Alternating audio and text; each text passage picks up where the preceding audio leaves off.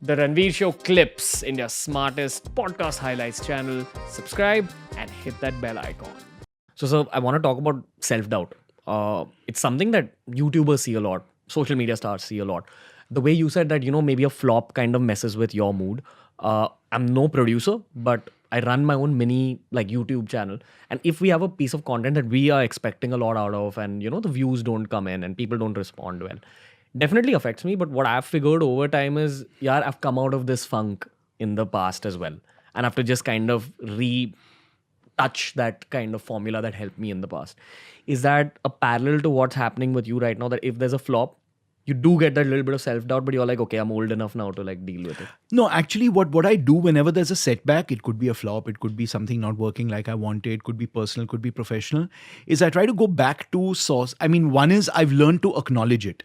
I've learned not to brush it under the carpet and to just tell myself you can go on, there's no issue, and to block myself to it. I've learned to experience it, let myself feel that way, allow myself to grieve whatever it is that I'm feeling, number one. And number two, what always helps me is really going back to sources of inspiration once again to motivate me.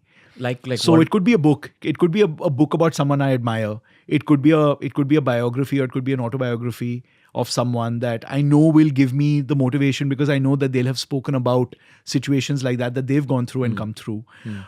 It could be watching a great movie that I've always been inspired by. It could be just going off on a short break. But allow yourself that and be kind to yourself in that way, because it's only that'll get you through it and then move you forward.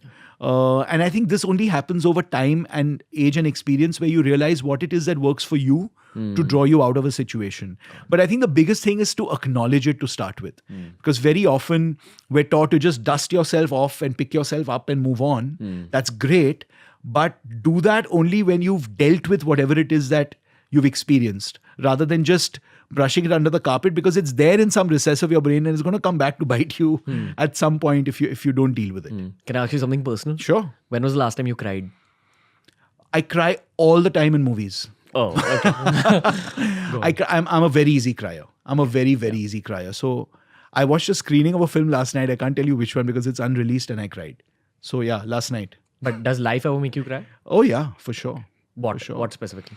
I think if there are situations with loved ones that you're going through that you feel helpless in, it could be anything. If you're going through a period of time in your life when you're feeling low about something, but I've been someone who's actually with my near and dear ones worn my heart on my sleeve quite a bit. So I don't find any issue with letting it out there and crying when you need to. You can do it in your own bathroom in front of the sink, or you can do it with someone that you trust and love and care about. But I think it's important to deal with sadness and to deal with a low period and give yourself that liberty. Because it collects inside you otherwise. It all does. that pain. It does.